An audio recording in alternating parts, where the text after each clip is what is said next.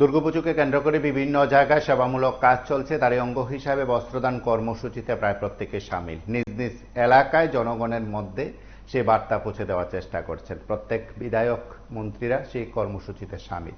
মুখ্যমন্ত্রী ডাক্তার মানিক সাহ তার নিজ বিধানসভায় সেখানে মায়েদের মুখে হাসি ফোটাতে এই কর্মসূচিতে আবারও সামিল হয়েছেন রামনগরের বিধায়ক দীপক মজুমদার, খয়েরপুরের বিধায়ক রতন চক্রবর্তী সহ অন্যান্যরা এক নিজ নিজ এলাকায় সেই সেবামূলক কাজ জারি রেখেছেন এবং সেই সেবামূলক কাজের মাধ্যমে সকল অংশের মানুষের কাছে বার্তা দেওয়ার চেষ্টা করছেন। মুখ্যমন্ত্রী তার এই আয়োজনে অংশগ্রহণ করে তিনি এই পুজোর দিনগুলো সবার ভালো কাটুক সেই প্রার্থনা যেমন করেছেন। পুজোর আনন্দ সবাইকে নিয়ে ভাগ করার, সবার মুখে হাসি ফোটানোর কথা বললেন সরকার প্রধান। আমরা একে একে বক্তব্যগুলো শুনবো। মায়ের আগমনের পঞ্চমী দিন আজকে, এবং আমি আগেও বলেছি এটা আমাদের একটা ক্ষুদ্র প্রয়াস। আজকে আমার যে বিধানসভা আছে সেখানে তো যাচ্ছি, অন্যান্য বিধানসভায়ও আমি যাচ্ছি, এবং এই ধরনের বস্ত্র দিয়ে একটা উপহারস্বরূপ একটা মানুষকে, যারা আমার মা বোনেরা আছেন, ভাইয়েরা আছেন, তাদের দেওয়ার একটা মনের থেকে একটা ইচ্ছা, যদি কিছু দেওয়া যায়, সবাই যদি এই আনন্দ যে দিনগুলো আছে সবাই মিলে যদি আনন্দ ভোগ করতে পারি, সুখে দুঃখে থাকার যে বিষয় সেটা আমাদের পার্টির যেরকম আছে আমাদের সরকারেরও সেটা আছে, এবং এর মধ্যে একটা আত্মতৃপ্তিও পাওয়া যায়, এবং সেই কারণেই আজকে এখানে আসা। এবং আপনারা দেখছেন যে এখানে মা বোনেরাও আছেন, সবার মধ্যে একটা আনন্দ, এবং আমরা চাই ত্রিপুরাতে শান্তি সম্প্রতি একটা বজায় থাকুক, সবাই একজন আরেকজনকে দেখে রাখবে, এবং আমরা সেই নীতিতে আমরা বিশ্বাস করি। হরিয়ানা রেজাল্টের ট্রেন্ডে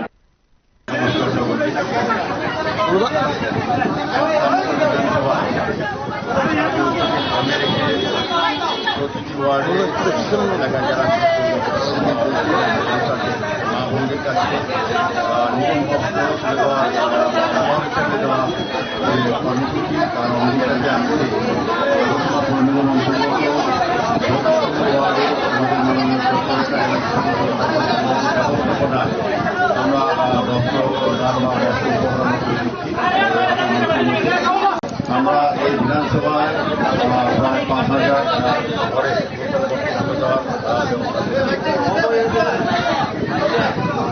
আমার আশা থাকবে পুজোর সময় আমরা যে উদ্দেশ্য নিই যে প্রত্যেকটি পরিবারে যাতে বস্ত্র পৌঁছে যায় এবং বস্ত্র ধারণ করে মায়ের পুজো অংশগ্রহণ করে। জাতি ধর্ম বর্ণ নির্বিশেষে আমাদের যে ঐতিহ্য, এই এলাকার আমরা বিভিন্ন সম্প্রদায় একসঙ্গে সমস্ত উৎসবে অংশগ্রহণ করি। দুর্গোৎসব বাংলাদেশ উৎসব বলে এখন সকলের উৎসব হয়ে গেছে।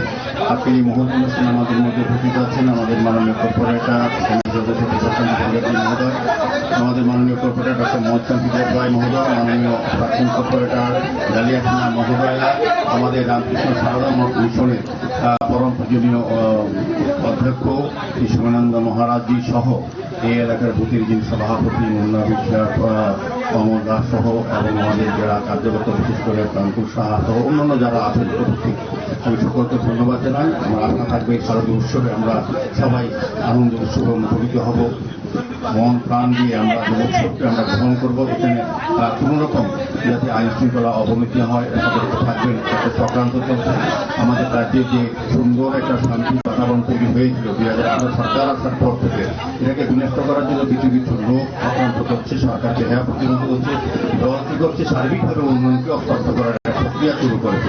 আর এই পুজোর সময় আমরা যখন আনন্দ মাতোয়ার হবো পাশাপাশি সতর্ক থাকবো যাতে আমাদের আনন্দকে একটু নষ্ট না করতে হয়। সারা বছর এই দিনগুলোর জন্য অপেক্ষা করে থাকি, ধনী নির্জন নির্বিশেষে সমাজের সব অংশের মানুষকে নিয়ে যে একটা বিশাল আনন্দ উপভোগ করা। এবার বিশেষ করে যে ভীষণ বন্যার পরিস্থিতি হয়েছে পরবর্তী সময়ে আমরা বিভিন্নভাবে সরকারি বেসরকারি সামাজিক সংগঠন সবাই মিলে তাদের উদ্ধার করা, তাদের আশ্রয়স্থলে নেওয়া, খাদ্য যোগানো, ওষুধ যোগানো সবই করা হয়েছে। তারপরেও আবার পূজা এসছে, পূজার আনন্দ যাতে সবাই উপভোগ করতে পারে সেজন্য একটা নতুন কাপড় পরে যাতে প্যান্ডেলে যায়। আমি ইতিমধ্যেই 15টা পঞ্চায়েত, 4টা ডিসি সবগুলোতে আমার দেওয়া হয়ে গেছে। আজকেই শেষ, আজকে শুধু এই 9 নম্বর ওয়ার্ডের বস্ত্রদান অনুষ্ঠান হবে। আমাদের মা বোনরা এসছেন, আমরা জনজাতি অঞ্চলে পাত্রা দিয়েছি, বাঙালি এবং সংখ্যালঘুদের মধ্যে আমরা শাড়ি দিয়েছি। আজকেও এই ওয়ার্ডে মা বোনদের আমরা শাড়ি দেবো, যাতে তারা এটা পরে মানে আগামীকাল থেকে পুজো মণ্ডপে মণ্ডপে যেতে পারে। আমরা সারা বছরই এই ধরনের কর্মকাণ্ডে জড়িয়ে থাকি। মায়ের কাছে প্রার্থনা করি সবার জীবনে সুখ সমৃদ্ধি বই আনুক এবং সবার মঙ্গল করুক। সবাইকে অনেক অনেক শুভেচ্ছা এবং অভিনন্দন। আপনারা শুনলেন, প্রত্যেকেই তার মতন করে সেবা কাজের ব্যাখ্যা দিয়েছেন। সেবা কাজ জারি থাকবে বলে তারা তাদের অঙ্গীকারের কথা জানান। একাধিক জায়গায় এই কর্মসূচি হয়, মুখ্যমন্ত্রী থেকে শুরু করে প্রত্যেকেই কর্মসূচিতে অংশ নিয়েছেন। আপনারা সঙ্গে থাকুন, দেখতে থাকুন বিবি 24।